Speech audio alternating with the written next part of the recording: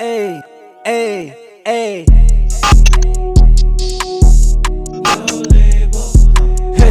okay. Out to the pay, for the grass is always greener. I don't do no labels, I call it how I see it.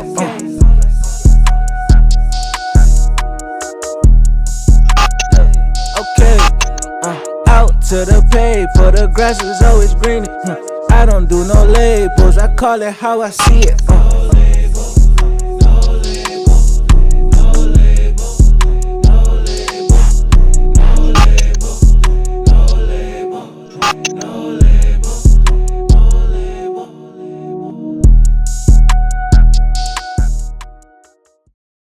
Yo, what's up, everybody? Welcome back to another episode of No Label, the podcast. Here with my boy Nell. Yo.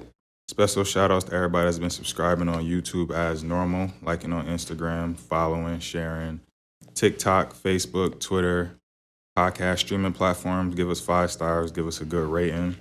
Appreciate it as always. Nell, go ahead and get into the sponsor. Man, shout out to our sponsor. Shout out to Guapcoin. Guapcoin. That cryptocurrency for the culture. You know what I'm saying? We watching the world change before our eyes. You know what I'm saying? That Bitcoin ETF going crazy.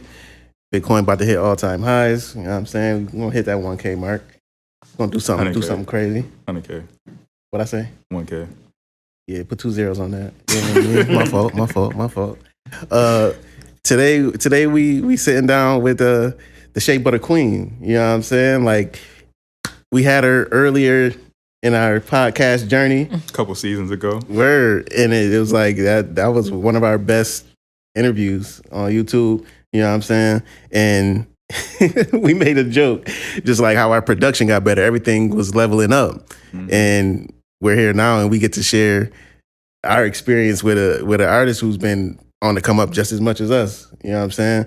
And shoot, she's been on, I might have seen her on the iTunes charts. You know what I'm saying? Dropping that music that you need for the soul. That's healthy. Mm-hmm. We got the rapper, producer, you know what I'm saying, the queen, CHE NOIR. How you? What's up? Doing good. How y'all doing? Great. Appreciate you coming to sit down with us again. Appreciate y'all having me. Definitely been waiting for this one. Just because, like he said, the production value is way better. You know what? I couldn't even tell the difference. It was comfortable still. You know, at the other spot a few years ago, still was comfortable. Dope vibes. Hell yeah. Shout out to Bridge. That's the homies. Yeah. So what's been new in your life? Since the last time we see you, you got married. Yes, I did. Congratulations. Thank you. Appreciate that. Word. How does that feel, making that transition? It feels good. You know what? I'm not gonna lie. It's helped with my inspiration, my grind, both of our grind, and just being motivated, and having that, you know, a different level of support system. It's definitely helped creatively and just, you know, outside of maybe the music or business part, just individual character growth. Mm-hmm. You know, it's definitely a different level. Mm-hmm. So yeah, absolutely. And with artists, a lot of times it's like, I know a lot of just up and coming artists, they have trouble with, from what I've seen, it's like the music is there, but everything else around them, it could be the family situation, the environment, the foundation. That hinders them from being able to promote and put out the music. How important is just like having that strong base? Like, it's very important because you know, as an artist, you can have all the success you want through your career or through the music, but a support system beats that. Family beats that. Like a legit family of your own, you know, that kind of beats that out. And having that support while you grinding, it just makes it 10 times funner. Absolutely. You get to share the fruits of your labor. Mm-hmm, exactly. Oh man, that's super dope. Yeah. Yeah. And you've been creating new things. You know what I'm saying? I see you got the label now. Yeah. You know, it's so crazy. When I came last time, I always had the label. I just didn't know what I was doing. I didn't know how to take it to the next step. Mm-hmm. So it took a couple years of me just kind of just sitting back and learning, making a few mistakes. But, you know, in the beginning, I was doing some little one-off deals with different indie labels. And I just learned from there. I gained relationships through those indie labels. Like, I got a dope publicist now. I don't think I had one at that time. If I'm thinking back, I can't remember what year we did our interview, but I don't think I had a publicist at that time.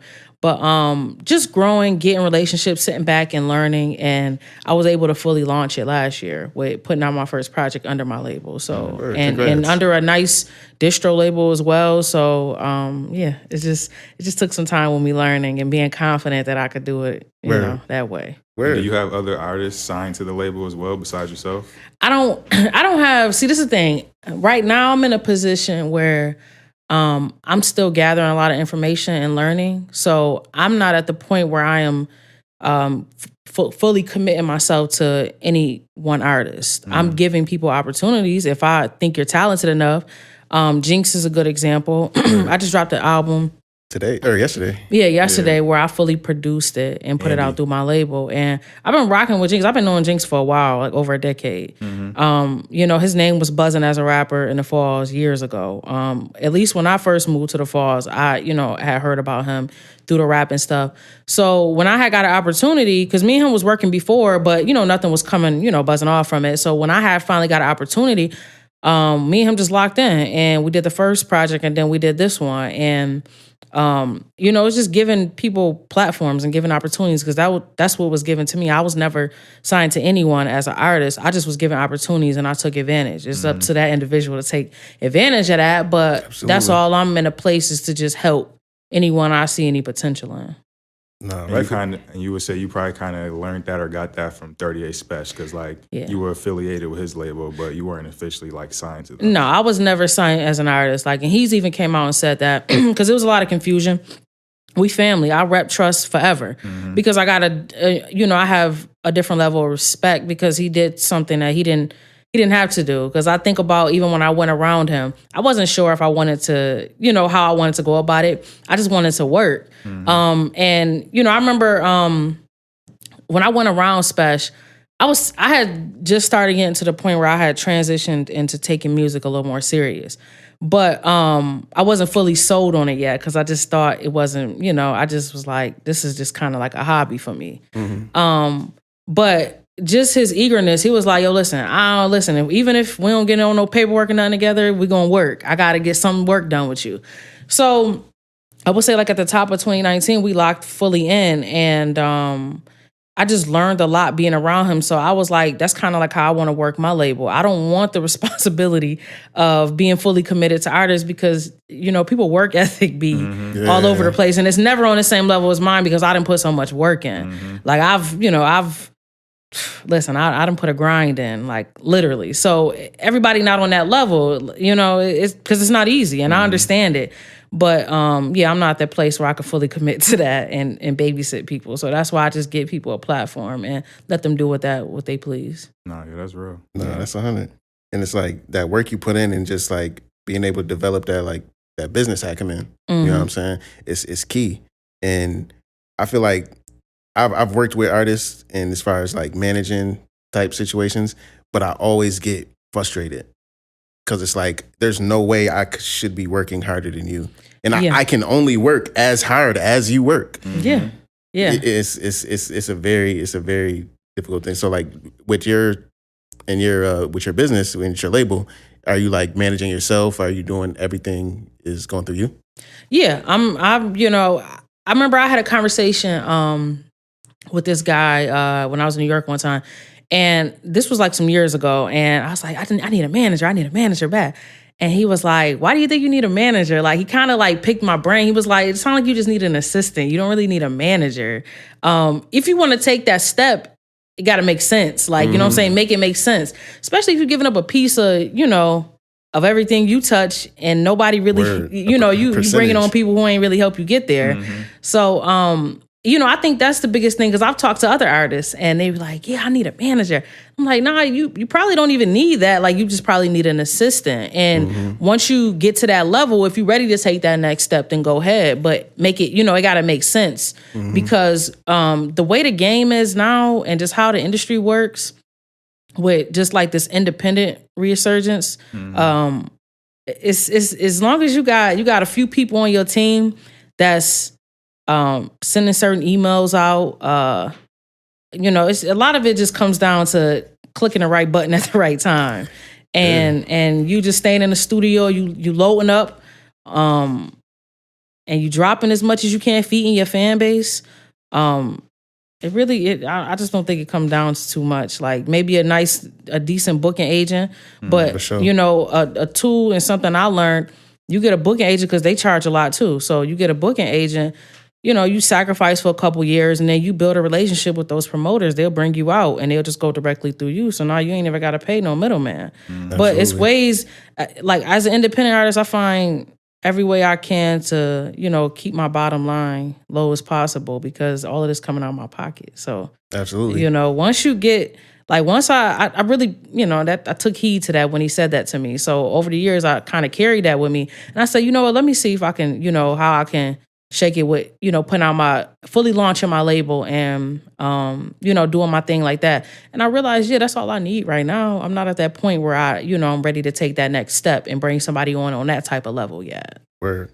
And that's one thing that I see more now with artists is you're better off with a social media, somebody to help you with your social media account more than a manager. You know what I'm saying? Because the social media, keeping up with all the interactions, making sure your fan base is good, seeing what the temperature is, that's almost more important than almost everything else at this particular time. Or somebody who's just good with digital marketing in general, who can tap into the analytics, see where your fan base really is. Yeah, and as an artist too, be open, make time to also learn these things that you're hiring other people to do too. Exactly. We're big on that. Yeah, that's a big thing. I would say the last 5 years, I just got to the point where I started taking a load off myself and putting certain things that I'm just I'm not gonna, strain myself to try to get to because I'm focused on something else, giving that job to someone else. But even through those years, I know how to do it. I just don't have the time. So I learned still, Absolutely. So that's important. Still make some time to learn, but that doesn't mean you have to do it. But, it's important to learn and know, Because then those job responsibilities when you're giving it to another person. Yeah, if you exactly. need somebody to use Photoshop and design a logo, you already kind of know how to do it. Yeah. So they can't head crack you on a price, or they can't give the price point. Exactly. Learn. If you're making merch or something, all of that. I design my own merch, but it's times where I give that job to someone else because it's just, but definitely with that. Also, even the quality aspect of the music, as an artist, I always say, this was advice that was given to me, learn how to record yourself. And, nobody say, I'm not trying to take on another job as an engineer, but I've mixed my own music before because it's giving me some insight into what I like. Because that's another thing, these engineers be head cracking. And a lot of it don't always be quality when you get it back. So you got to know what you want and what type of sound you like. Absolutely. Because that's something, because, at least my fan base, they're very opinionated. So they're going to tell me if it sounds like crap. So. That's a blessing in itself. Because it's they're vocal about what they want. Yeah, they're quick. They're going to tell me how they feel. That's right. So you read comments and you pay attention to that stuff? Sometimes, I don't really be on social media like that. I only get on there when I got to post, I would say. And I may get on there for 5 minutes out the day just to scroll and see what people are talking about. But most of the time, I don't see it. But there's some times where I'll check my business phone and it's notifications of comments somebody said on YouTube or a comment on Instagram. And, I'll read it. I usually don't respond. But I just listen, I just read what they're saying. I'm just curious of what, their honest opinions because they're going to be honest. And there's certain apps, there's certain sites, I would say Facebook, they're the most brutally honest on there. So, Western New York, nigga, we still use Facebook heavy. Yeah. They're going to let you know. But, that's a whole nother platform because I wasn't using Facebook for years. I didn't know until maybe around 2020, I started using it again. I'm like, oh, I had a whole nother fan base over here. There's money over here. So, but yeah, they're brutally honest on there. Right. Yeah, I read it. I check it out every now and then. That's hard. What's the name? I wanted to talk about, I like to do my research and to see what's new in the music industry and just always researching, finding out new ways to deliver music and content. I was on the one page, Even Biz. Yes. And I saw your album. I'm like, I'm like, yo, because like a lot of people complain about the streams. They don't give you the money, but like Even Biz, they'll give you They're legit. your bare minimum. You're getting at least a penny for a stream. Versus, so like when you get your 1,000 streams, you're walking away with at least some money that you can actually spend versus a Spotify, Apple Music, and stuff like that. How did you hear about Even Biz and like choosing that platform to help distribute your music? Well, I've never distributed through them. Okay. I'm definitely gonna talk to them soon. For me, it'd have to be it have to make sense. I have some, something in mind of what I want to do, but I'm definitely gonna approach them with an idea soon. But I actually heard about them because of Spesh and Ransom have worked with them, and they said they got some good results with them. At least that's what I've seen. So. Yeah, I did my research on the company, and they've distributed for a lot of dope independent artists. And, any platform that's for independent artists keeping more of their money, I'm always going to try to do my research and hop on that because, Spotify pays crappy, Apple Music plays crappy. They're the biggest platforms, of course, and that's and as much as I talk stuff about them, I've made some good money from streaming. But it's as an independent artist, there's no limit like with us. Like, I've said before that as an independent artist, you can put out stuff through Even exclusively, and then a few months later put it out on streaming. That's it's another bag on top of physicals as well, and merch. So it's no limit with us. But yeah, anything that's dedicated to independent artists keeping more money in their pocket, I'm always for. That's key, and because it's so much like I feel like when artists are coming up, they're not prepped on, this is a business. Like we grow up rapping, we love it, and the culture is our life. But it's like learning how to monetize it and making sure you're properly paid for what you're doing that's the key. Like that's the crown. If you want to keep being able to do it and make a living off something you love, you got to learn those aspects of it. Oh yeah, I prioritize my business. I don't sacrifice that part of it. The quality of the music is important, yes. But you should never sacrifice the business aspect of it, especially if you are a person who is making a living off of it. I definitely don't sacrifice that part. If it doesn't make sense for me, then okay, I'm on, I'll go somewhere where it does make sense. And I'll just go back to the drawing board and figure it out another way, but it always has to make sense for me business-wise. Rightfully so. Independence is something that we've pretty much been the vocal point of like this first part of the conversation. And it's something we talked about off camera. So what really will make an artist no longer be considered an independent artist? Like what type of move it would be? Would it just be them signing to a major label? Or is there other things that would like kind of remove that tag from them? I would say, me personally, I just think if you are involved with a major label, then I don't consider you independent. Now, I don't think distribution deals count as that because you're still, most of the time, you're still doing it yourself. I know with distribution deals, they do give a bit of a budget to artists. But I think, me personally, I think it really just goes down to just major label.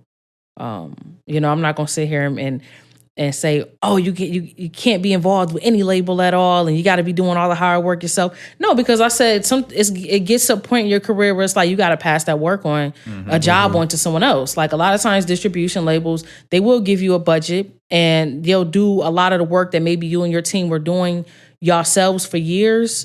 Certain things, not everything, but certain things, and now y'all can focus on expanding. But still being independent. I just think any involvement with major labels excludes you from the independent conversation. And then there's artists who's like they're independent and then they go and may do like a project or 2-project deal with a major label, and then right after that they're back independent. And there's necessarily not anything wrong with that because you get to learn how that major and that big building works, so then you could then bring it back and use it for your independent label, whatever you're and you building. just built a whole nother fan base. Absolutely. which is cool. It's nothing wrong with that. Cause I think people be saying that a lot about Russ, how he came in the game. I know he came in independent. He went and did a label, and then he came back. He was with Atlantic for a little But bit. at the end of the day, as an independent artist, I don't see nothing wrong with that aspect of it either. It just depends on the plans you got coming in. Like if that's the type of, if you want to get on radio and have a bigger platform, but at some point bring it back home.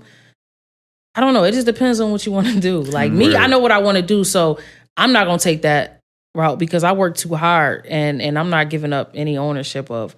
But I am open to expanding, but another way. In another direction. The numbers got to be right, because I feel like this. My opinion is okay. Let's say you do a joint venture. If you can retain your publishing, you can retain your masters. That's yours. To me, you're independent, but the promotion and marketing, distribution may go through. You got a bigger machine behind you. Yeah, that machine that independent artists don't really have. Yeah, and pushing the button. Because rest in peace to my uncle, Ben Jeffrey Grant.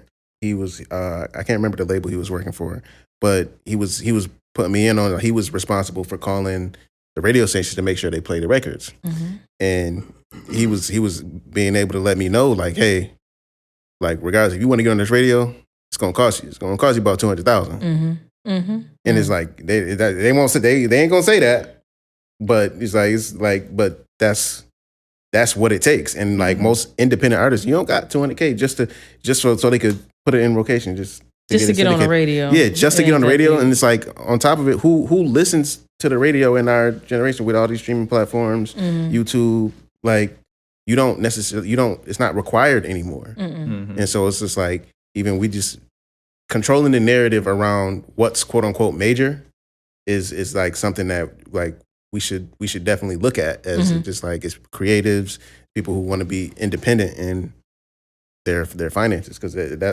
most of the time that's what it comes down to. Is like, can I do this myself and make enough money to sustain? Yeah, and it's a few things that make a lot of artists be like, okay, I'm about to go to a major, or I'm touring, because the expenses of touring is crazy. Like, and it'll run a lot of people away from this independent. Putting out a project, like album budgets, I listen, I've spent some money on just the video aspect of it, paying a publicist to market it, traveling to promote it. It's a lot of money that goes into it. And a lot of people, they run away once they, start getting them bills from that. So, I agree with you. Yeah. And just like a lot of artists, like the very popular ones, they have to make their money via touring. It sounds cool. You know what I'm saying? Touring the world. Oh, I got 50 cities. I got 30 some cities. You got to think, and like, you're away from your home for that long. Yeah, like and it's taxing. If you have children, like, fam, like, I think Drake, I remember the one year he did like almost like 200 dates. Like, yo, that's a lot on the body. It is. But you know what? I'm going to say, like, for me, because I got like that. I had did the most shows I ever did in 1 year in 2022. And I was like, yeah, this is not what this is not it. Like, I like traveling the world. Don't get me wrong. I went to Switzerland that year and everything. But I was like, what it did to me physically and mentally, I was tapped out. And I wasn't working on, I didn't have time to work on music either. It's tough. So it's like, that's why I say, like, artists got to stop sleeping on, if you got a fan base, I would say, because I get it not being that accessible if you don't have a big enough fan base. But don't sleep on the streaming and being able to sell merch and being able to sell vinyls, because like I said, I've still made really good money off of streaming.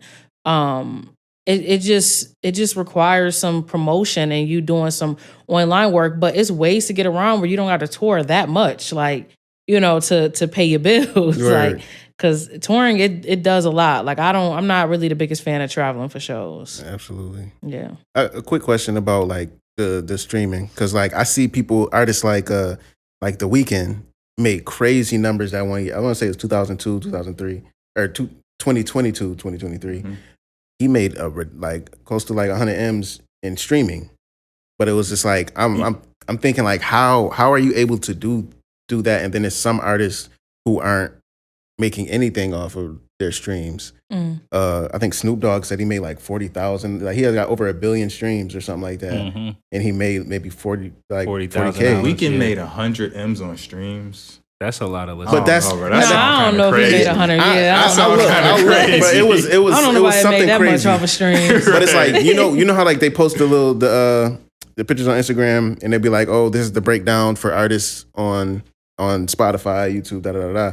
Is that the same breakdown as far as for labels? You know what I'm saying? Like the artists itself themselves get this fraction of a penny, but that artist is signed to a label. Does that label get extra? And then, and you know, that's the masters aspect of it. Some artists don't even have ownership of the masters side of it. So, you know, a lot of that money, the little that it probably is, because like I say, they pay crappy for streaming. But as far as like, I feel like we're worth more than what they pay. But if you were involved with a label where you have little to no percentage of masters, you know, you're not getting a lot of, definitely not getting 100 million of that, or whatever. You know, you said with Snoop Dogg's situation, it could be like his label situation. Like, you know, they got to get their money first and then he's distributed after, you know, everything gets paid for. Yeah. And then, you know, this is another thing too that labels do, because I've been through this before. Labels will find every little expense they can. They're going to make up an expense so they don't have to pay you. Like, so that's another thing. Like, they could be lying. It's a lot of stuff. Like, I've seen a label literally make up, we did another vinyl release, or we paid for some more merch, and you know, that comes out of the expenses from the front end part, the master side. So, you know, that's another thing. Like, that's why I say, like, as an artist, where I'm at, I make enough off of streaming, but you know, it wouldn't be smart for me to get other people a hand in the pot of that. Like, so yeah. I hear that. 100 M's off streams. I don't know. But I gotta fact check that, Kimon. I would love that. Like, please fact check. I'd love to be maybe wrong. maybe if he got over 1 billion streams, and then he's one of the maybe his like whole discography. Maybe it could have been. Yeah, it could have been. Yeah, I don't see that off of one project. But I don't know. He was the number one. The Weeknd is a really big. Yeah, it might have been a year he did the Super Bowl. It could have been that year. Yeah, the Weeknd is a really big artist. Word. He's bigger than I. You know, like I do like the little like every year I see different artist analytics and see who streamed the most. I just be curious. He's a big artist. Sure. So he's usually always in the top 5. Who's normally in the top 5? The Weeknd. The Weeknd. I mean, if we're talking all genres, you got Taylor Swift and all of them up there. Who else? It'd be The Weeknd. Drake, for sure. Drake. Bieber was up there for a while. I think I even recently seen Jack Harlow on there too. I wouldn't be surprised. Posty probably up there nowadays. Post Malone. Yeah. He got a couple diamond records. Yeah. More than a couple, yeah. Yeah, man, it's different. Yeah. And them numbers, like, and that's an elite group. You know what I'm saying? So it's like we're talking about just having those different sources of income. We talked about it in our first podcast. And I see you since then you've created the label. You also got the Shea Butter, the skincare show. Mm-hmm. How did that come about, and how's that going for you? Listen, I've been going by the Shea Butter Queen, and it's really just me doing things that I do on a regular and just finding ways to monetize off of it, because I've always made my own shea butters. I've always been into that. Like, I started when I was like a teenager. I've dealt with like bad eczema. So I started using shea butter, and I started noticing a difference in my skin. So it's something I always just did on a regular, but I found a way to monetize off of it. And just it's good marketing, because we sold out of them last year. I was selling them out of brand too. Yeah. So we sold all of them last year, and it's just good marketing. Just taking things I do on a regular and just putting it out there to the people. Where I love shea butter, but it's like I went to Africa on New Year's, and I brought back some shea butter, brought like some black soap. I'm using the joint, bro, I get pimples and stuff. I'll be like, Oh bruh. no, I don't use the soap. The Oh, you don't soap use the soap? dries. Oh yeah, Man. that. I'm not gonna lie. Yeah, that used to dry me out. Man, I was tight. Like it treat my skin good, but if I use it too much, bro, I get pimples. I'll be like, damn, bro. I think 17 again. I think with some people, it may not be a thing you can use every day because it dried me out too. But yeah, I just use the shea butter. Copy. Word. So like, and it's stuff like that that's required. You know what I'm saying, on the independent grind. Like, yo, create the multiple sources of income. Like it will benefit you. Yeah, all you're doing is just it's really you don't have to overthink it either. It's just whatever you do on a regular, like people gravitate to people who are being authentic. Like you're not trying to overthink. Yeah, you're not trying to overthink your way into, to being liked by people. Just you being you. I've always been on this natural just independent grind or eating healthy type of thing. I've been talking about it in my music for years. My fans gravitate towards that. At some point, I'm going to start selling, I'm going to be popping up at shows with smoothies and sea moss smoothies. Yeah, fire. Listen, I'm just taking what I do on a regular, like stuff me and my husband always do. So, just giving it to the people in a different way. I just ordered my sea moss from St. Lucia a couple weeks ago. Still waiting on it. You got to send me the link, bro. I need a good sea moss plug. I'm telling you, like that's all it really takes is just taking stuff you do already and just finding a way to monetize it to the people. And then even with, I believe it's your latest project, the Color Chocolate. So that also is a play on just the shea butter queen. Yep. Yeah, I've always been proud of my skin, proud of who I am. Rightfully so. As a woman. So, just taking that and marketing it again, and they love it. They love it, and I'm turning Volume 2 to an album. So, I started working on that. So it's just, keeping that going, the fans, feeding them and just making sure they walk away feeling, fed. So how many, I think our last convo was in 2022, if I'm not mistaken. How many projects, our last convo, first podcast. How many projects would you say you dropped in the past, 2 years? I feel like it's been a good amount. Got the Color Chocolate. About 5. Yeah, Color Chocolate. Is it Food for Thought? Food for Thought. Then The Last Remnants. Noir now. Yeah. Noir Never. Yeah. Noir Never. Yeah. And then I dropped the joint with Jinx. Oh, it actually might be 6. So yeah, about 6. Oh, yeah. 6. And then I'm actually finished with my 7th. So I'm just. Is that the Volume 2 for? No, this would be my album Lotus Child that I fully produced. It's just I could have been put it out. It's just some business stuff on the back end that we got to deal with. But that's finished. So once we get the thumbs up on that, that's coming out. Hey, that's what. So rumors of you and Love the Genius working on the collab. Yeah, that's done. I think it's one more joint.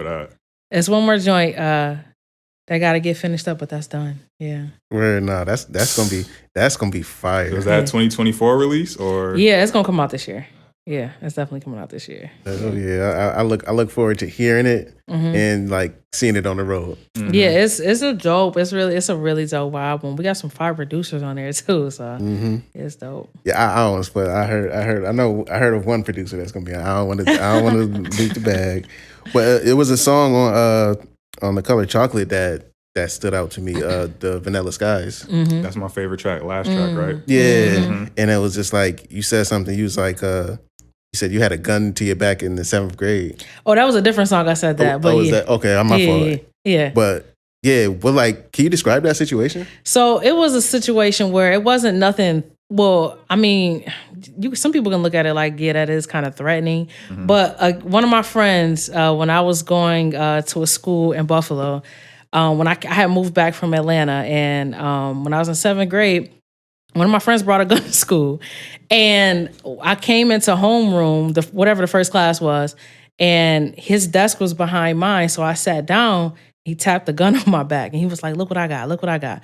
So I looked behind me, and I looked down. I'm like, what the hell? And I started having a little girly reaction to it. But yeah, that was I'll never forget that joint. That was an experience. That was my first time even seeing a gun, I was in 7th grade, so yeah, that was that type of situation. Side note, the numbers, it was 75 million for the 75, weekend. That's still a lot. But he made That's- 100 M's on ticket sales Okay, that might have been what I seen. Okay. That He makes made sense. 75 off the album. off streams in 2022. That's crazy. So he did over $1 billion probably streams. Absolutely. Probably, yeah. Yeah. More That was the year of likely. the Super Bowl, I'm assuming, when he did the performance. Yeah, I think so. 2022.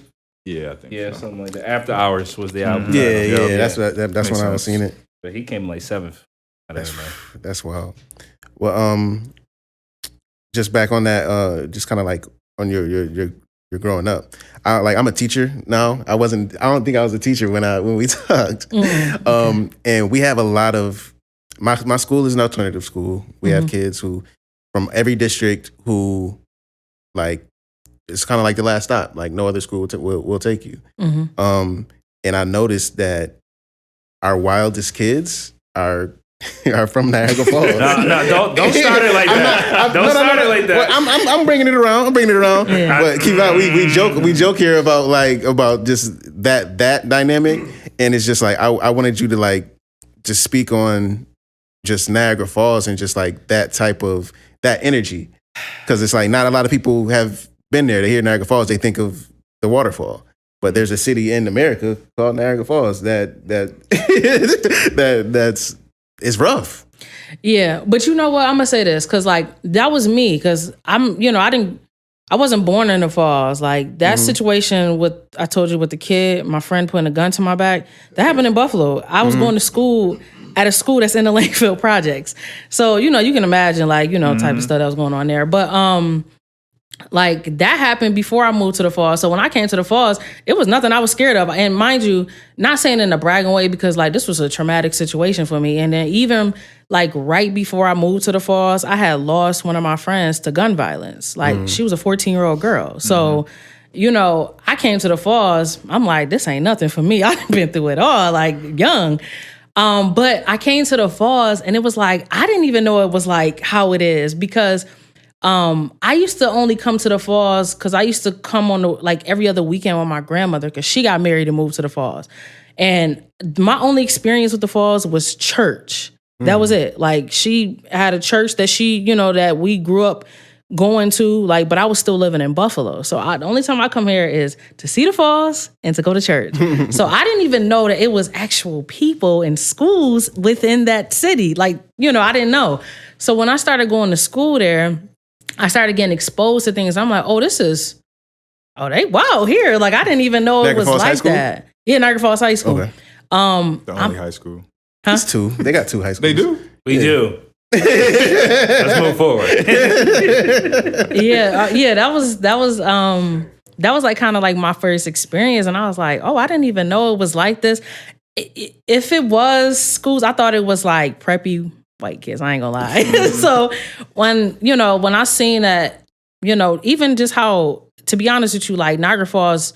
I've lived a lot of places. Niagara Falls is really poor compared to like, just as far as there's barely money circulating through that city and just how everything looks like, because it was an up and coming, I know it was a hot city when my parents was younger.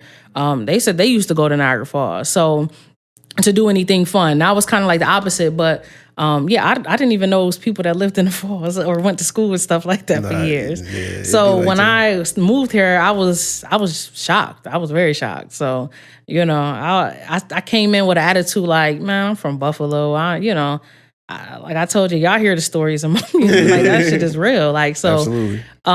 Coming here, I was like, I ain't scared of nothing. But I'm like, shoot, they ain't no different. Like it just is bad. baby Buffalo. It's less money in the Falls. Actually, if we think about it now, because Buffalo up and coming back, they getting they roll back in. So yeah, Absolutely. I was gonna wait till my turn to ask questions, but it's low key some Niagara Falls hate being admitted from now. No, this is what I'm gonna say, Dante. We got royalty. We got royalty when it comes to the Falls, dog. So we always start our pod with one question. Oh, yeah. And he didn't answer that question. That is a fact. So we just go. That is a fact. we can leave it there. You got it, big dog. So the normal question we always ask is like, what high school did you go to? And Nelson strategically asked this question because most of our guests went to performing arts. And Nelson went to performing arts. That was a school I actually, before I found out I was coming to moving to the Falls, that was a school I was supposed to go to. Performing arts. Yeah. It was going to be that or Bennett. Either those two. Yeah. Nah, and it's like, we asked the question because it's like, we know how tight-knit our city is. You know what I'm saying? And it's like, you can almost get an idea of what type of person, I feel like you can get an idea of what type of person. It's like, oh, what school you go to? What part of the town you grew up in? Because it's like, Buffalo has been, I don't want to say notoriously segregated, but like, we were like the most segregated city in like America, like maybe a couple years ago. Heck yeah. Listen, I say this all the time. Like, they was putting, I know when I was going to junior, I was going to middle school here. And I'm like, damn, you got to damn near go through like a whole process to even get into a high school here. It's like 20 different high schools. Like, yeah, it's definitely, but yeah, no, I get what you're saying. Yeah, and this is like vocation, from the vocations to just the sides of town. Like you say you went to Lafayette or Grover, you probably went to a school where they had a lot of immigrants. You know what I'm saying? You went to Tech, City Honors, whatever. Okay, you had to take a test. Okay, you probably came to school consistently. Versus some other schools where it's just like, oh, you was over at Bennett, you was over or before like Kensington. You know what I'm saying? Oh shit, you was in the hood, like, and it's just it's a thing. And I like to see where they was at that time frame, and it's like I like to base my questions kind of like. But you know what? They the city kind of like had a lot to do with that too, because depending on your behavior and grades, you know, they wasn't putting you in schools like. I know, I don't know, I don't think it's like that no more, but when I was living in Buffalo, McKinley and Hutch Tech were like two big schools. Like, you know, you got to have certain grades, behavior, like you got to be on it to go to those schools. You got to take a test to get in Hutch Tech. Like Bennett used to be a bad school. I don't really see that anymore because I went and worked at like I went and worked at Bennett before. Like, and I spoke to some kids and I'm like, oh, this is a whole different thing. Because my goddad, he was a principal there at one point.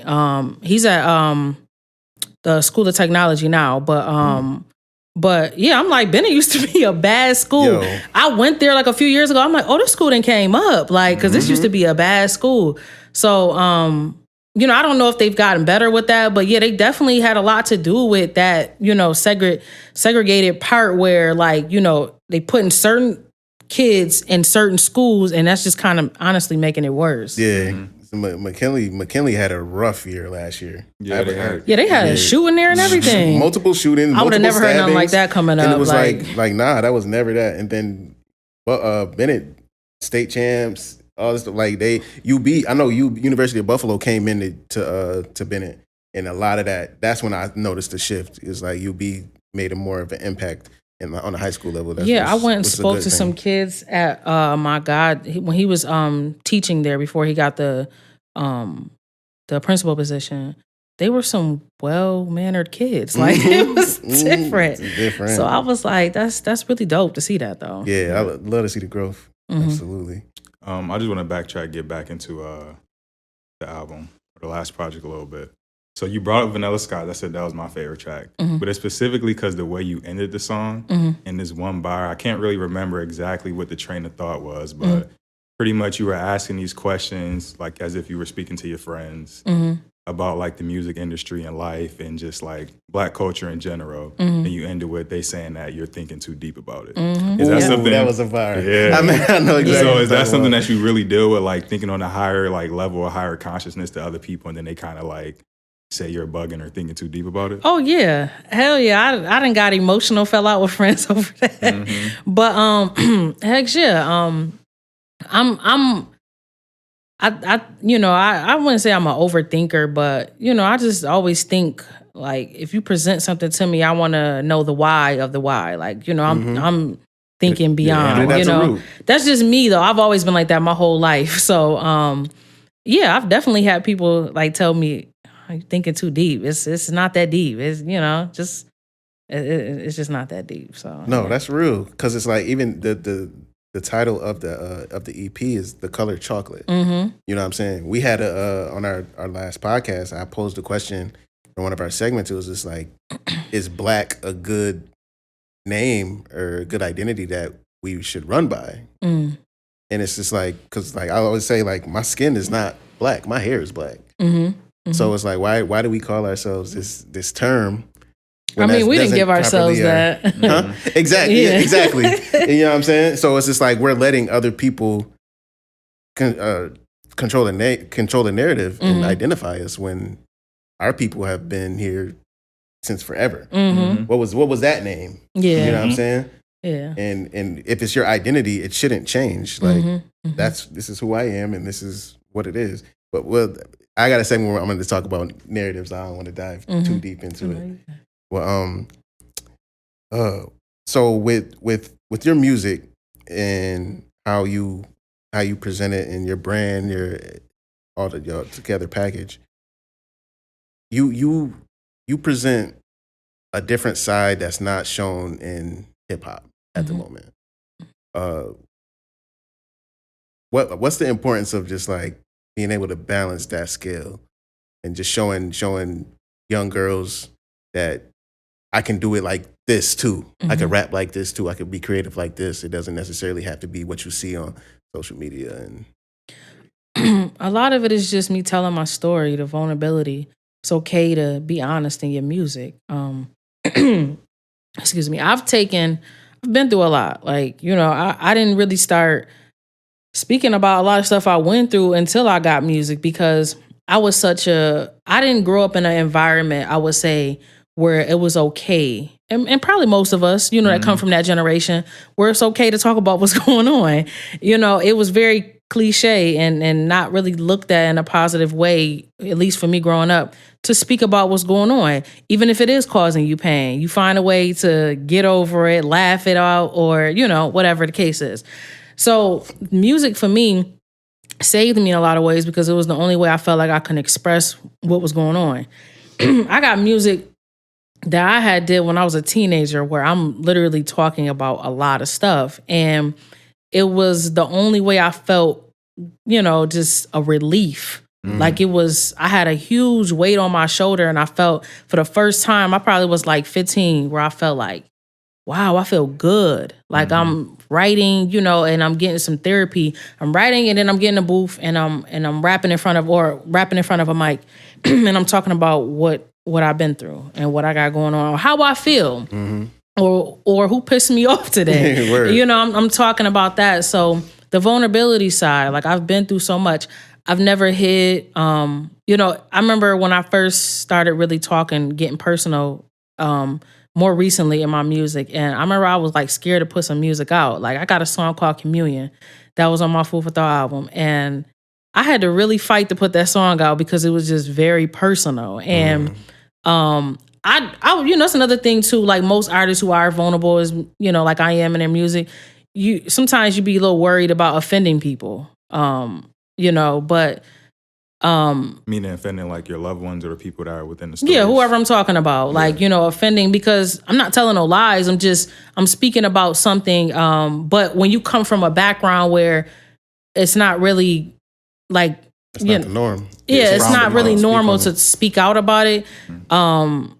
You know, yeah, you deal with that. And I have dealt with it, you know, but I'm at the point now where when I started growing a fan base, when I got people reaching out to me, telling me that they were in abusive relationships and my music was the only thing getting them through it, it's like, this is bigger than just me. Yeah, like, different. Like I remember in 2019, this is when I had put out, you know, really when I started consistently putting out music, you know, at the pace I am now.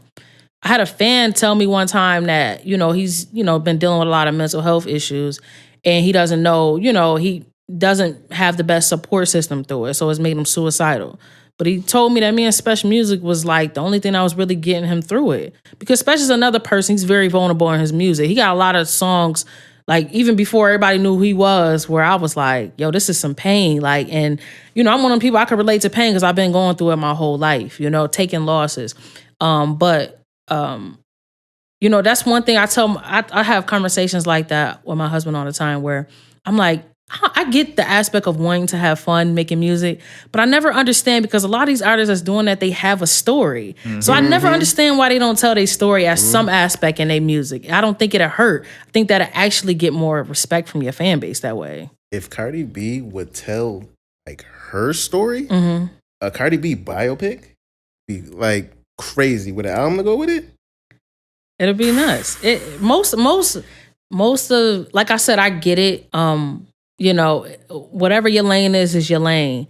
A lot of it, I just be wondering why artists don't tell their story more, because for me, you know, it's just very therapeutic for me. And it helps people too as well. Yeah. Because like I didn't get in this game, like like I said, it took me a while to even like be sold on taking music serious, because I didn't see no real money out of it. Like even now, like I could have been doing something else making way more money than I'm making music, but I love music. So I make enough to where it's like, okay, it's decent, but I've had to branch outside of music to really make good money. But,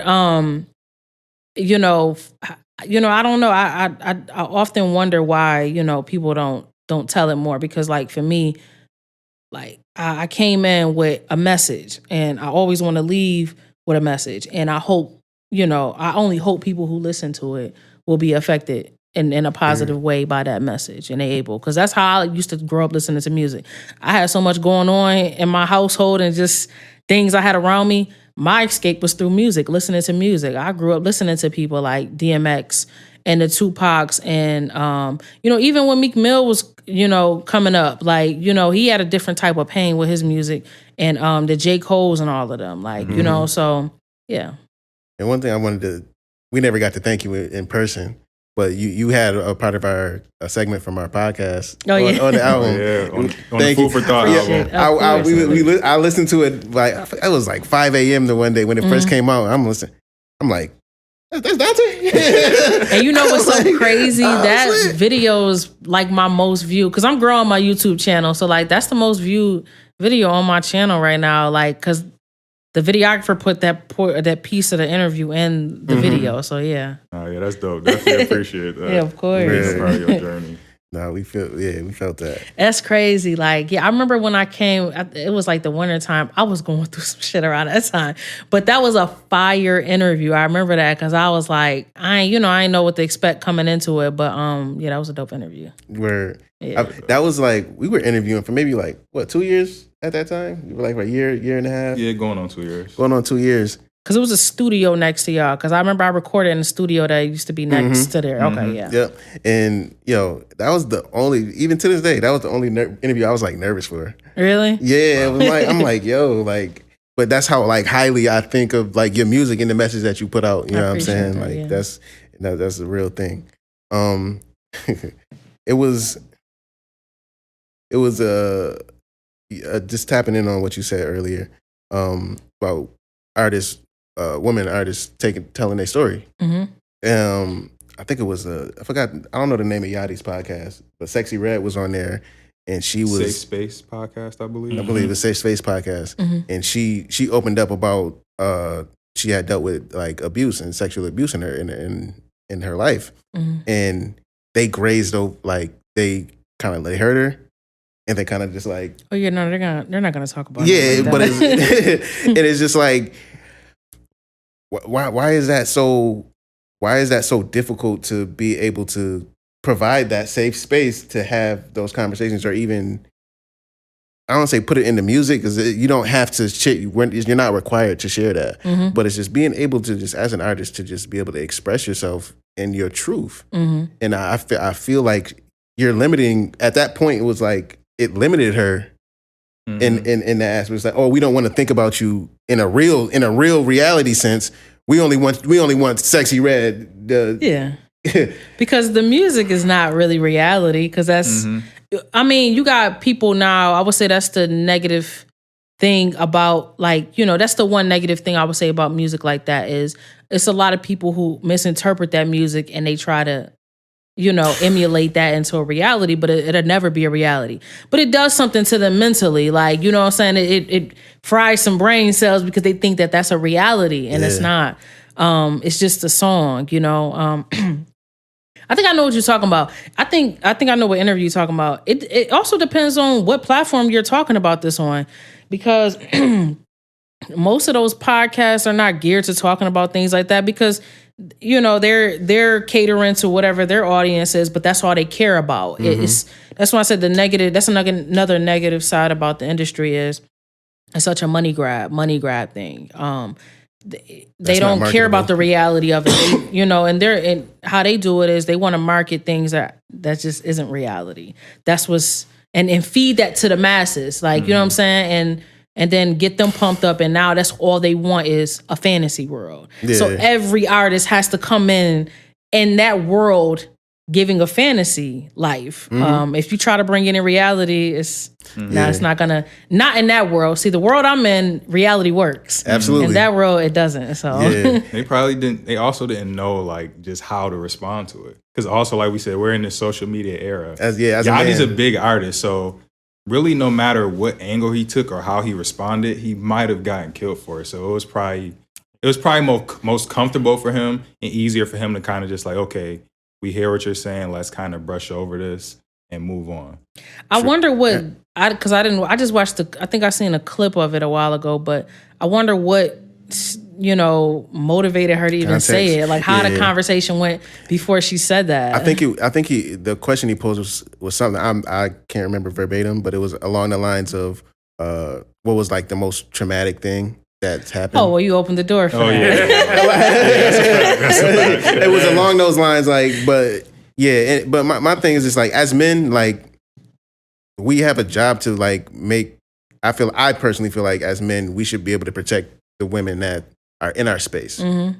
And if you invite somebody to your space and you want them, you have your podcast is called the Safe Space Podcast. Mm-hmm. She should be able to feel comfortable on being herself and speaking her truth there, if anywhere. Mm-hmm. Yeah, he would have got so much. I think that would have been a nice thing for people to see that side. Yeah. Especially if she was so open to saying that, like, a lot of people not even finna get in front of no mic and say nothing like that. So, like, if she was open to saying that, I can only imagine a conversation that probably would have opened. Because, most rappers have dealt with abuse in some aspect. Most of us have. So it's like being able to talk about that, and then, like I said, social media then got so bad. Like, it's people, because I've heard it's people who probably have dealt with abuse in some aspects and they confused because they didn't even know it was abuse because social media has made it such a joke. So, Yeah. If that was the opening question, then he should have been prepared for whatever the response was.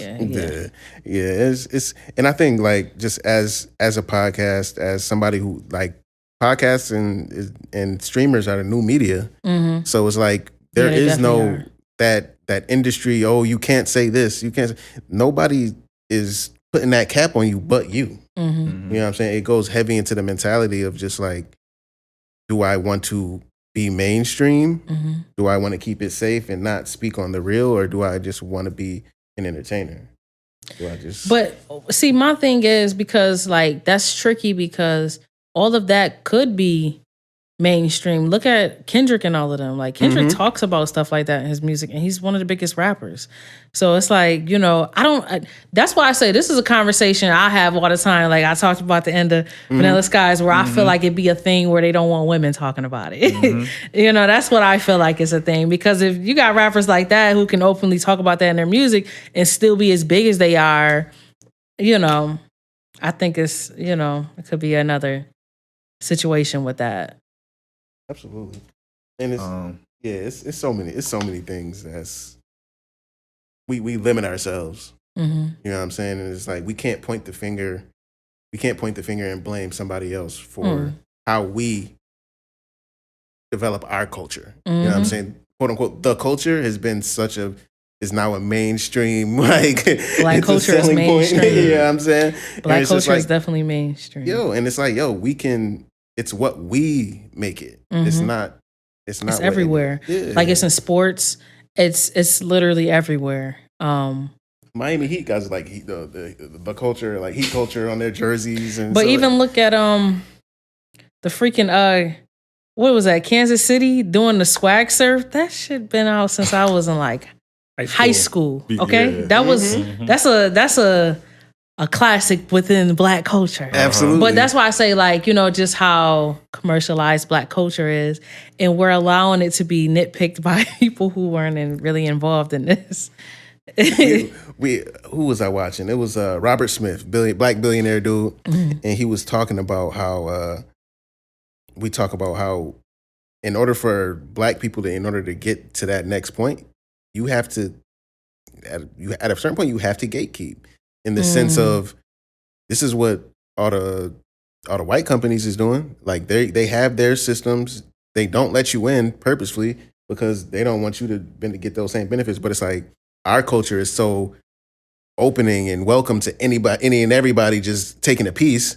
Is like that's why we're not able to get to that next point is because we don't gatekeep our information, our sauce, our. You know what it is? Oh, not to interrupt. No, yeah. I get that aspect of it, but black people, our culture, where we have taken it too far is we're gatekeeping within each other. No, you know, and you know, we're not doing that the right way. So yeah, no, I it's a fine line. It's a double-edged sword. Because once we get in the door, we feel like some people feel like there's only so much space for our people in this door. So I got to kind of like gatekeep and not really give you all the sauce or all the secrets to how we can expand. It's a crab in the bucket mentality because, you know, you even think back, like, I think back a lot, like, you got like your friend group that you come up with in high school and whatever. You know, it's weird how this works because I had this conversation before with someone where it's weird how the people you grew up with actually end up being more envious of your success than people who, you know, most of the time don't know you. And that's how black people treat each other. Like, you know what I'm saying? Like, it's weird. I don't know. I think a lot of that stems back to, you know, before. I think a lot of that, that way of thinking, it's way above us because it goes back to when we weren't even thought of, you know. I think that's a thing of self-reflection too. Because if I grew up and I come from the same environment that you came from, and now you're doing way better things than I am, it's like I don't want to look at myself and say I could have reached that same height or done those same things. Yeah. So I'm just gonna try and bring you down and shit on you. Yeah, which is very, very toxic and just negative, and it's dangerous. It's a dangerous mindset to have because, like, when you come up with somebody and say that person takes off, that should be a win for you. And if that's your real peoples, they gonna help you get on too as well. But to be envious of that and try to tear down what they have, that's what we do as a black. At least that's what I witness a lot within black culture. Which is, you know, like I said, they're gatekeeping the wrong way. Yeah, it's like I remember I did a lesson with some of my students a few years back, and it was looking at a cup. Is it half full or is it half empty? I look at it as the same thing with rappers from your community. I'm like, okay, you can look at them as, oh, I can do this too, or damn, I hate that nigga because he made it out. And it's a double. It's the same thing. But it's just like, how are you going to internalize it in order to make it? Are you going to be inspired or are you going to be envious? Right. Yeah, it's deep. Like, you know, it's just one of those things. It's food for thought. Yeah, Go stream that. Go stream that. Go stream that. Facts. Nah, for real. You know, it's deep. So yeah, we got a top 5 segment where we just kind of based off the conversation, based off the guests. We kind of formulate a top 5 and just ask them what they think. So you touched on it a little bit earlier that music kind of helped you get through a lot, and that's what kind of helped you find your voice and being able to express yourself and get through those traumatic experiences. So what were like the 5 albums that you would say that really helped you get through those traumatic experiences or really find your voice while you were growing up? Okay, so I get you. I got like albums that definitely pushed me, and they're not all rap albums. Like, yeah, that's perfectly fine. Yeah, I got Mary J. My Life. Classic. Yeah, that's one of them. Mary J. was like, I don't know, it felt like she was like a second mom to me. Everybody auntie. Yeah, she was like an auntie or something. Like she was, you know, right there, you know, playing a hand and raising. But yeah, Mary J. My Life. Jay-Z Blueprint, the first one. Nice. I got Nas. I'm gonna say It Was Written. I want to say I want to say Stillmatic too. So it kind of go between those two, Stillmatic and It Was Written. Okay, so what's next? Because I listen to everything. I'm gonna say DMX Hell is Hot. I grew up hearing that everywhere. And then I'm gonna say this is tough. It's always that fifth slot that's tough. Yeah, it's tough. Then I'm going to say, give me a second. Let me think. I'm gonna say, okay, this is hard because I can put both. I want to put both of them in the same slot. I want to say Pac, Me Against the World. I think that's one of the best albums. And then, and I'm gonna also say Biggie, Ready to Die. You know, I remember just being a kid, just his flow and his wordplay. But that's hard to say in only 5 because I liked Big L. I thought he was fire. He was ahead of his time with the punchlines. I listened to a lot of Sade. I got a lot of smooth shit from that. It's hard to just say 5, but yeah. Word. No. And it's just influences that like help you come into your own type thing. Yeah. Or like helped you get through those hard times in your life. Get through the hard times. Ooh. Long-term Mentality by Absol. That was like honestly his long-term series, like a series of albums that got me through like my first year, like college, like literally like feeling like you by yourself, but you got to just keep going. You can't see the end of the road, but you just got to keep walking, like one of those.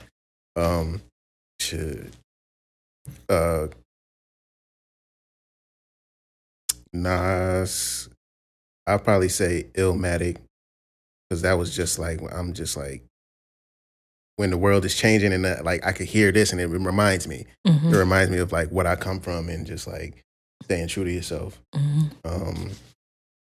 I want to say the Carter 2. The Carter 2, and just like he had the track Hit 'Em Up. That joint, like when I was like, I'll be feeling like I'm about to do something like crash out. Like I'll be able to play that and just like, okay, I can not. I could listen to this song on repeat for a dozen times and not crash. I'm trying to think.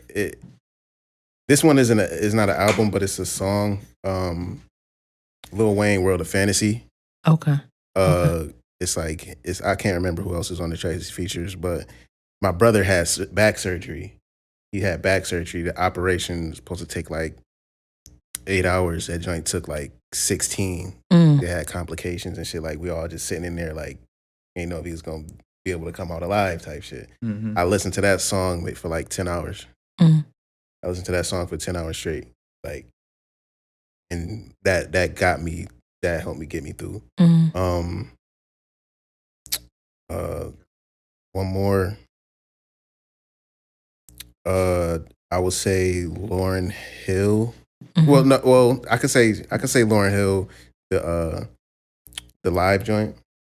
Like the Unplugged, Live Unplugged, Peace of Mind. That joint, just like if just feeling chaotic, I could really ground myself. And I'll do one song honorable mention would be Jhené Aiko's 3:16 p.m. And it was just, this was like a little bit after 2012.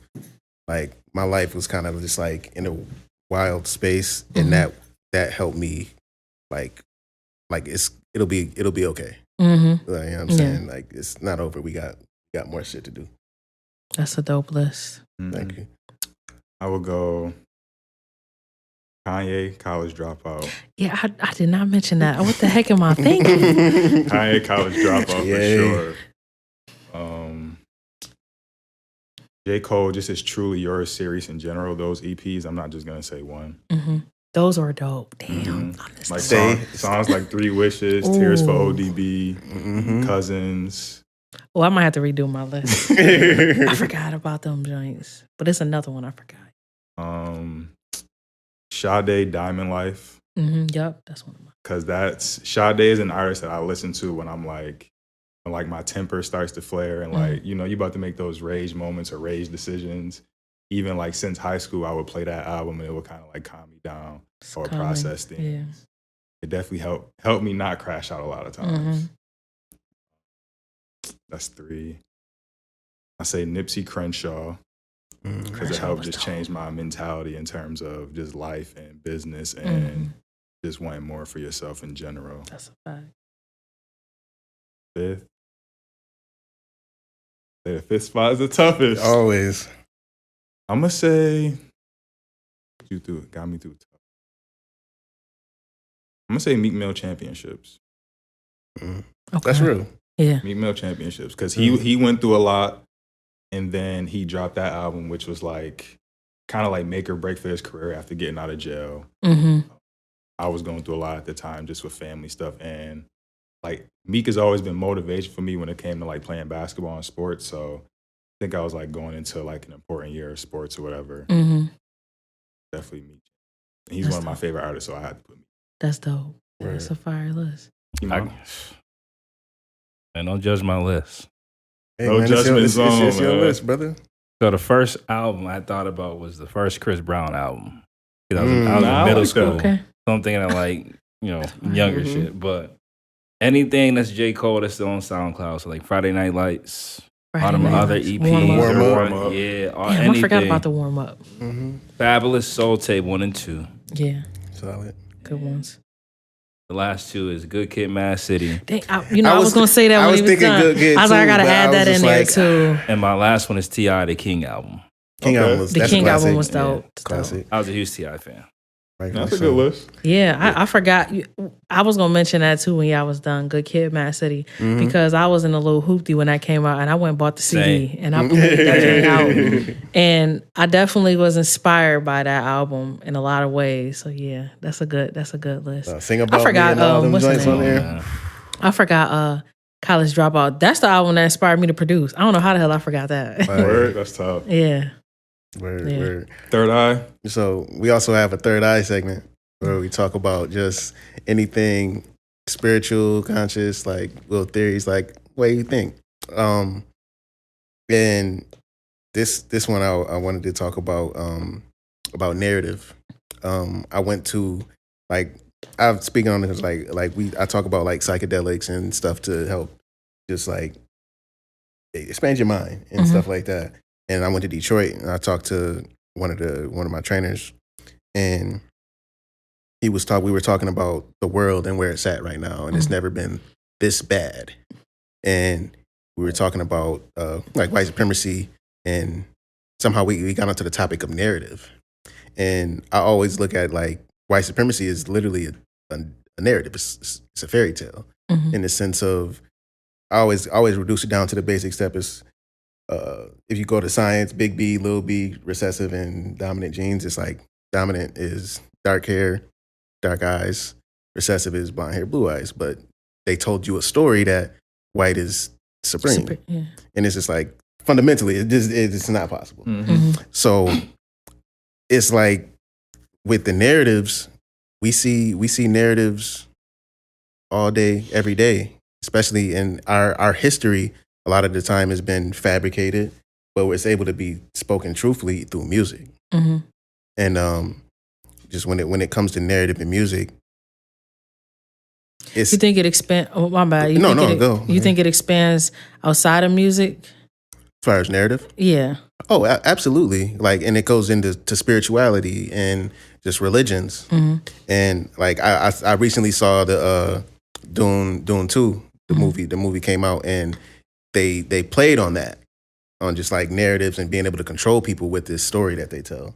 Oh no, I was talking about as far as you said it be the narratives are being talked about through music. In a lot of ways going against those narratives. I was saying more so like, do you think those narratives have been put to bed even outside of maybe like the music world or sports world or, just things that you see where it's predominantly, more black people in? Like the narrative of white supremacy? Yeah. Oh yeah, it's definitely going to bed. Like it's cleaning out, but I feel like there's still some like residuals. We still got some older people in power who try to keep it going. But it's like it's we're at a point now where it's like it's we're almost at critical mass. Like, bro, it's not flying. Like, it's just not possible. But what made me want to bring that up with you is the narrative that you tell in your art, and it's just like that authentic, real, like based in reality, like music. Is that like was it a conscious thing? And like, did you know what you were doing as far as it's like, I'm not going to try to sell this idea of a woman, but I'm going to be a real woman in my music? Oh, yeah, because I look at just how the Black woman is being shown now.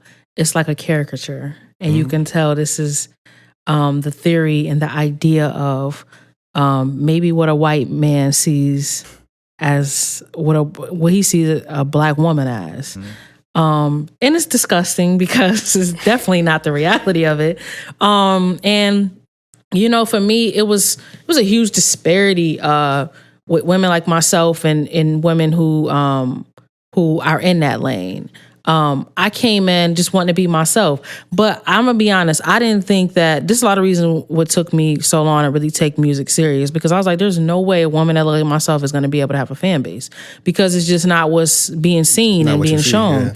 Yeah. Because I like to give people their credit. I like to give credit where it's due. I was like in college and I heard about Rhapsody, and I want to give her flowers for real, because I've never told her, because I've never met her before. I've spoke to her just through social media, but I've never met her. And I always said, when I meet her, I'm going to give her flowers, because when she put out Layla's Wisdom, I was like, wait a minute. She kind of is in the type of lane that I want to be in. She kind of looks like me. I'm like, wait a minute. She's doing that. She got Grammy nominations and she has a fan base. I'm like, if she can do that, I can definitely do it. And that is what inspired me to keep going with it. Because what we see in mainstream, just women in hip hop, it's a extremely over perpetuated lane. I said this to my friend the other day. When do I wonder if we'll ever see a woman like Lauryn Hill in mainstream, women like that in mainstream hip hop? I don't know. I don't think so. I will hope so at some point. But see it. I think we will. When you say a woman like Lauryn Hill, what exactly do you mean? Just a woman who's speaking about something else besides what's being spoke about and what's being shown. A lot of the reason why I have no hope for that, because I feel like the industry, they're controlling the narrative so much, and artists are still being blindly still giving them that control. Nobody is really still to this day standing up and telling them, no, y'all don't control what's going to bring in numbers or what the fans want to see or what they want to hear. The labels have they've always been bad, but they've gotten worse to where whatever sells, that's what they want to push. But I think even if it gets to a point where they start coming towards women like myself with the music or just the numbers, they're gonna find a way. And all it takes is one person or one or a few people, a handful of people, and you see in the industry it's dozens of the same thing. But all it takes is one person to say, yeah, I'll come and fit that narrative that you're trying to push.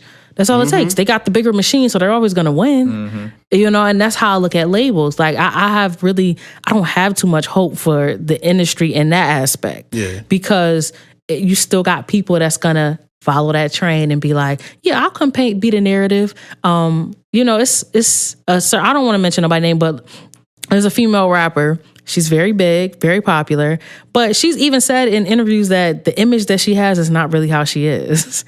So, I wonder, when you got people who are, when you're gonna always have people that's gonna be like, yeah, I'll go fit that narrative if it's a bag involved, and they can always give them a bag because money is. If you can rear people in with money, you good. Absolutely. So, I just feel like that's always the narrative they're going to try to control us with. Yeah. And it made me think about, I can't remember exactly where I remember, but it was, I think of Little Kim and the image that she came out under. And remember somebody saying like Little Kim was like a figment of Biggie Smalls' imagination, his fantasy. That was Biggie. That's a man. That's a man's fan. Yeah, that's a man's. A woman fantasy. is not gonna come out and say no stuff like that. Yeah, and on top of it, it's like we can't say it's some white people. Like white people, oh, they made him do that. Like no, that was a black guy's idea. Like his sexual fantasy placed on a black woman, and who hasn't Kim influenced? They kind of showed that in the Biggie movie too. Yeah, and it's like she was on some gangster shit. Yeah. Like when she first, he was like, nah, don't nobody want to hear that rap like this. Say this, yeah. You something that simple, that moment in time. Like, no, don't talk like this. He told one woman that, don't talk like this. Talk like this. And for the next, I know for a fact, Biggie didn't think for the next 30 years. Mm-hmm. That's all he was gonna see. That's all. Because women before that, the women that was at least even during her time, but a little before her was the MC Lights, Queen Latifah's. What was the other? Roxanne. Yeah. You know, and they were big, but you know they had a certain image with them, and that kind of shifted with Lil' Kim. It did. 100%. Yeah. It's just so wild, and it's just like I'm very big on like accountability, and it's like once again controlling our narrative. Yes. We can't point the finger at anybody else other than us. Mm-hmm. We are the culture. We push that narrative. There's no other culture in this world that's music touches every other country and continent. Mm-hmm. Only hip hop. Mm-hmm. Yeah, no, I agree. It's kids in China sagging their pants. Mm-hmm. I went to Africa like the first time thinking I'm like, yo, I want to hear what music y'all making. They looking at me like, tell us what to sound like. And I'm like, I'm gonna hear y'all. Yeah, that's not what I came for.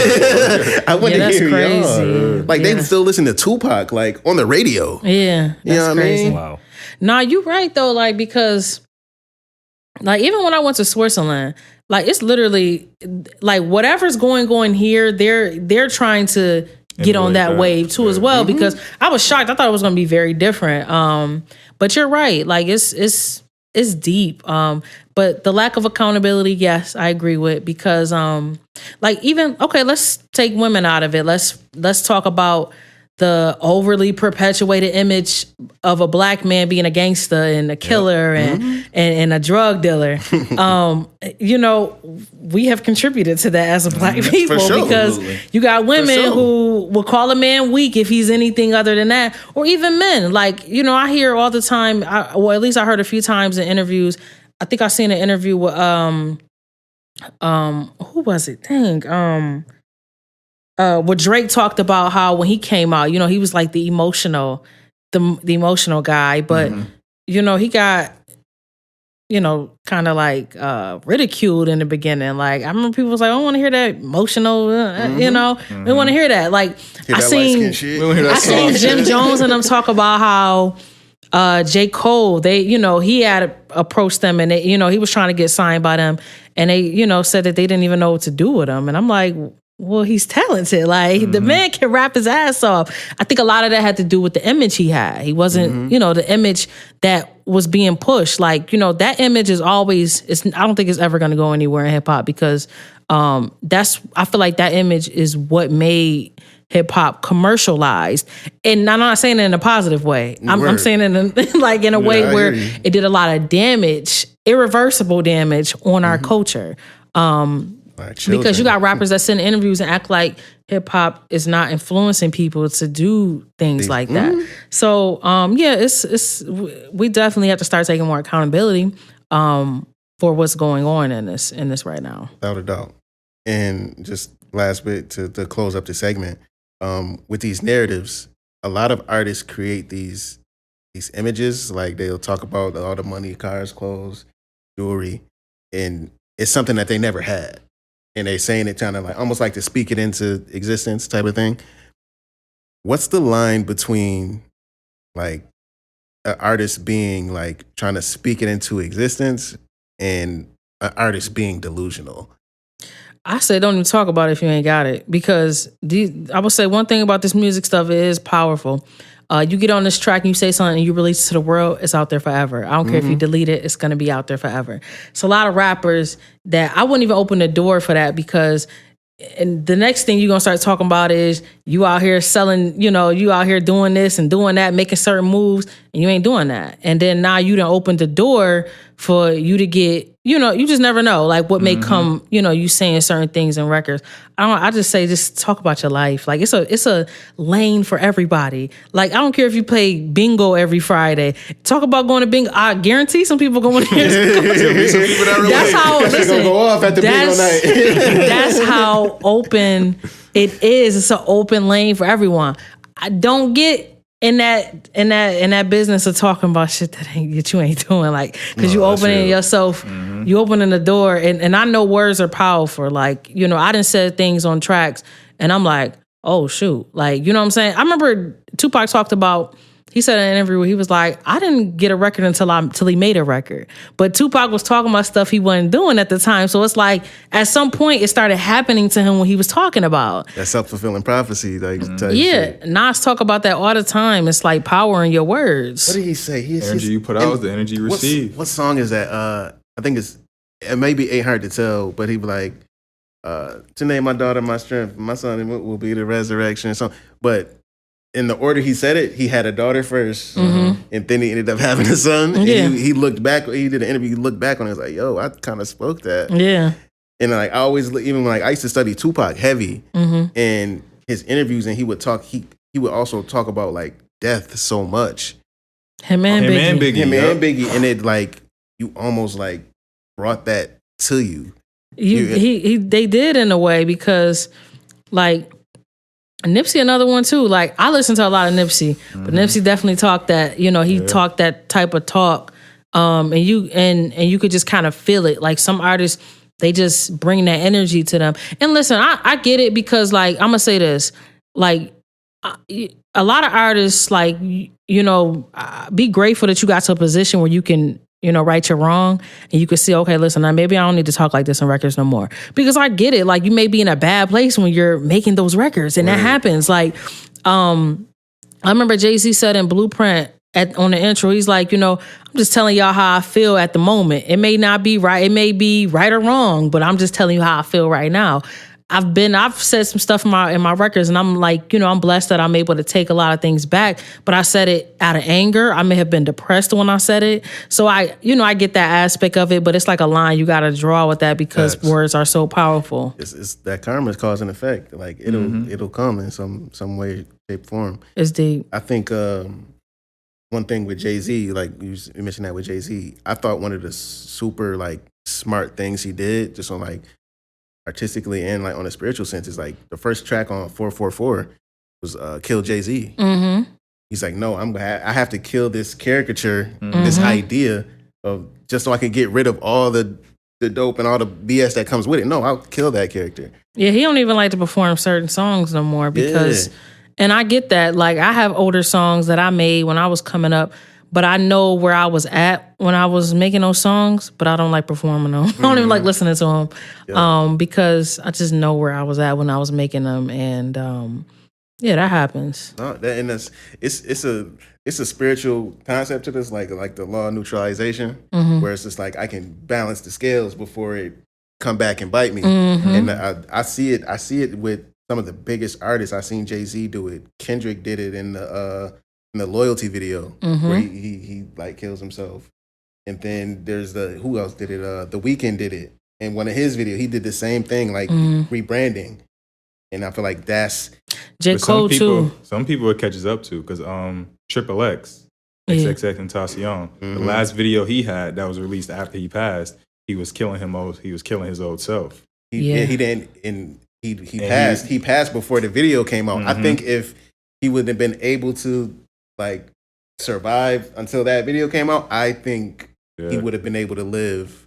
And every rapper ain't every rapper not blessed, unfortunately, to get to that point where they have enough, they've lived long enough to where, okay, yeah, let me try to right my wrong, and take back a lot of things that was said. Like, unfortunately, it'd be too late. But that's that's why I said that's another side of negative side of hip hop. Like, it's too many rappers. At least now, like recently, the past 5 years, we have lost a lot of rappers. So that's it's sad. Yeah. It's no, yeah. Yeah, We can. What you got, Kima?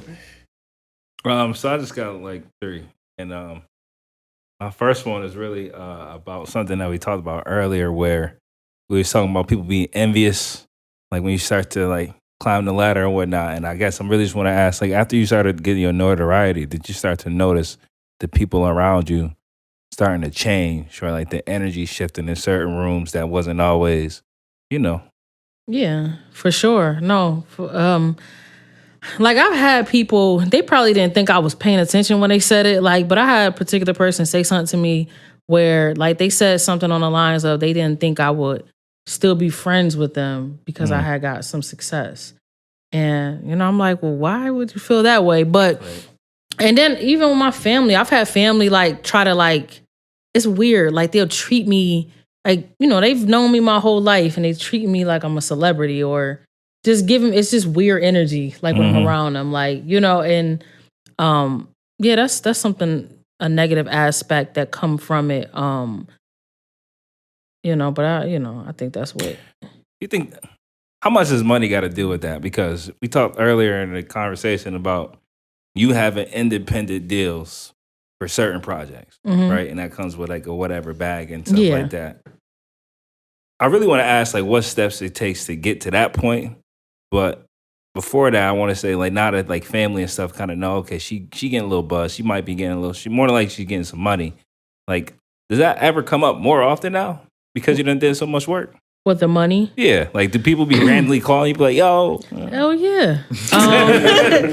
And it's crazy because even when I started getting money, it's not that I was getting enough to where I can give it out. Right, like, yeah. But I've always been smart with my money. So I'm like, I know how this music game goes. It's not always guaranteed. The money fluctuates. So, but it's not just with me. It's with me and my husband. Like, leave it to people on the outside not looking in. They'll think we the richest people in the world. So, yeah, definitely. And so in terms of like the independent thing, like for you, if you was talking to another artist or another artist listen to this interview, like what steps is more important than the conversation necessarily with somebody that can help you take your project or whatever to the next level? What's the steps? I mean, you got to be dealing with somebody who's willing to invest in you at first. Or even if you have a support system who willing to put some money into your career. Money, you got to have some type of money though, because it's going to be, and also beyond the money, it's about who like build, who you build in a relationship with. I was able to get so many one-off deals in the beginning because of who I knew. I knew Spesh, and he introduced me to certain people. So that's how I built, and did business with certain people who had labels. Or, one thing I learned just from being in New York a lot, like I was traveling back and forth to New York for like 3 years straight. I talked to a lawyer there one time.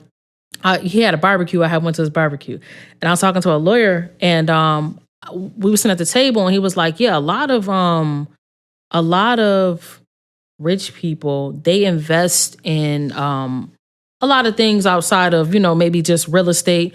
But I learned from him that music is it's like sort of like I look at it as digital real estate. It's a gold mine for people who like to invest in that, because the digital world is. I don't see that ever going anywhere. That's the new world we're leaning into.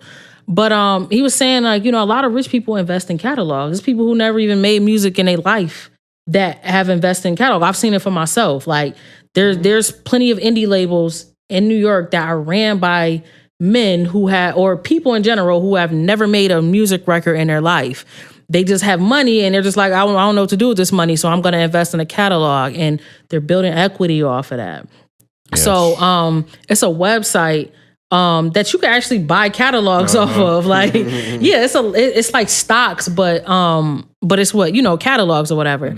So like I would say when I put out my record last year under my label, I put a few thousand into it, and I made that back in 3 months. And I'm like, damn, that return is better than anything I've seen. Like, and I've been investing into stocks for years, but I'm like, that return is different. And then it's been on profit after that. So, you know, that's why I always put emphasis on how important it is to own your masters, because a lot of people sleep on that aspect of it.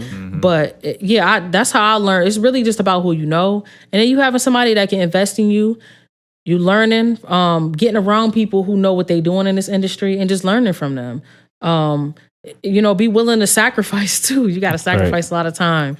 And that's gonna be time with your family. But I put so much time in now, I'm able to just kind of chill out because I know a lot more. But it's really just sacrificing, having the money, having a support system, and getting around people who know what they do in this industry so you can learn.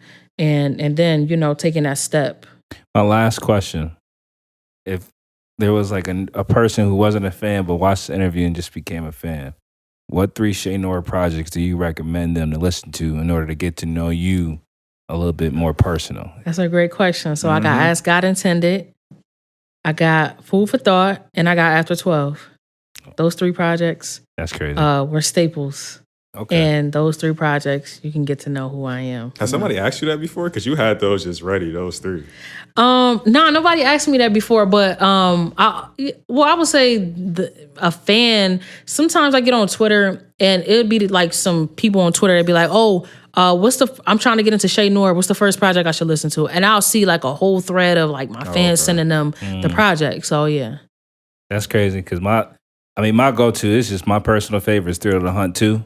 Because that's like when my workout music. If you want to hear bars and be like and get that face, that's the project I put. Thrill of the Hunt 2 was crazy. You know what? That's such a like the journey with that. I wish I had that on video. That's another thing too. I wasn't thinking back then to get all of this on video because that was a classic moment for me because that's when I was still juggling a 9 to 5 and you know going to Rochester to record that tape. So that was like my breakthrough. Like that was my breakthrough. He had that line in Niagara Falls. You know, just one more Niagara Falls. That I know it resonated with everybody because there's so many CNAs in Niagara Falls.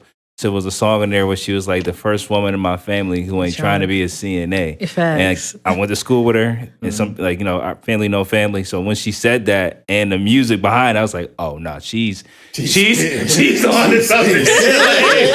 She's that's facts. Like and it ain't just like, I come from Buffalo, that's all it was too. Like, facts. But my mom was a CNA, my whole life growing up. Like that's all the jobs she had. So I'm like, nah, I got about 30 cousins that's doing that. I don't want to do that. Right. Yeah, that's a fact. That's a deep line though, man. I'm telling you, that's only people like us that will understand that. How deep that is, Facts. Yeah. Real rap. My last question. This was a heated like topic we had on here before, but I posed a question. Does, like, as an artist, does marketability ever hinder, or can it hinder the creative process? Not being able to market yourself, or the idea of being marketable, does it hinder the idea of like trying to be creative? You see, I don't know, because like in 2024, I don't think it's anything. There's no such thing as having an image that's marketable. You being yourself. Like I said, it's a lane for everyone and everything. I look at artists like, okay, like I remember I seen an interview where Danny Brown was talking about 50 Cent and them was saying he wasn't marketable when he first came out. But Danny Brown got one of the biggest, underground fan bases. Yeah, he has a cult fan base. You look at the people like Earl Sweatshirt and all they're being themselves. They don't care about, what I'm saying? About how they look to other people. They're just being themselves. I don't think there's no such thing as the marketable image. Unless you're, unless, I don't know, like if a label is telling you that they may be they're probably being lazy and having trouble marketing you, but all of this is just you being yourself, and people gravitate to that if you're talented enough. Talent goes into it too, but you just being yourself and just doing things that you already do on a regular, that's, you know, at the end of the day, the music industry, you know, you rarely see people being themselves.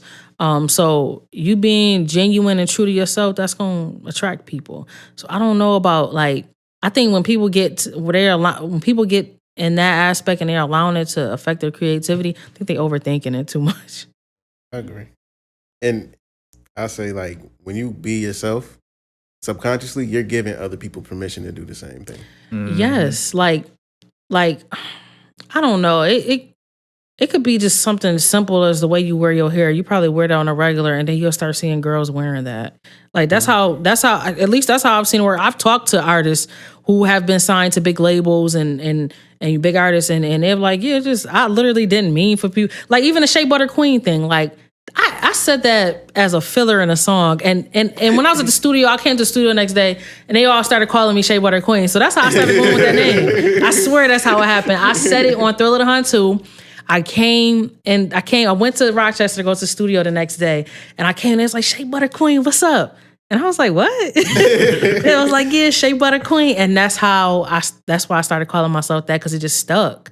It wasn't nothing I just think you can't overthink it. You just got to do it. Babe. Yeah, you just got to do it. You can't overthink it. I ain't never know that. That's a story right there. That's funny. Man, listen, That's that wasn't funny. nothing that I wouldn't have came up with that on, like, you know, just thinking too hard. It just was something I said in the studio. They heard it when I recorded it, and I came back the next day, and they just was calling me that. So I was like, "Oh, this about to stay." That's super fire. Yeah. Thank you for. Do you have anything? I was about to say, is there anything that you want to say that you have coming up that you want to let the people know about prior to us wrapping up? Yes. Listen, I got the project. I got the album Lotus Child, fully produced by me. It's one other producer, outside producer. I'm announced when we tie everything up. I got some heat coming. I got Lotus Child. I got the album, the collab album with Love, that's coming this year. I got a project I'm working on. We ain't started yet, but we definitely locked in and talked about it. You know, I'm just gonna put this out there, so we can get that done. But I know we will. Me and Cook and Soul. He's a big underground producer. He's done a lot of stuff with Nipsey, Larry June. Me and him doing an album, and hopefully that's gonna come out next year. So I'm just working, just grinding. Color Chocolate 2, I'm gonna turn that to an album. Andy out right now. Andy out right now. Color Chocolate Volume 1 is out. I'm just working. Like, I'm not overthinking it no more. I'm not finna sit on no music, trying to wait for the right time. Like, sometimes now is the time, and then sometimes you gotta just put it out and see what it do, see what happens. So that's just how I'm going about it. But this year I got some heat. Yeah. I'm sitting on this, so it's all coming out 2024. You brought up Lotus Child in our first interview too. Word. Yeah, so you that know what been it in the works was. for a minute. And you know what's so crazy? That's why I said that could have came out. It's just I'm working with like some different artists on there, and they got label situations. So once we get all that situated, that's coming out. But I think I was overthinking that album. And I had some stuff going on. I had lost my brother that year, so like I took a break from music. But I got back into it, like just full time, dedicating some time to it. I would say end of 2022.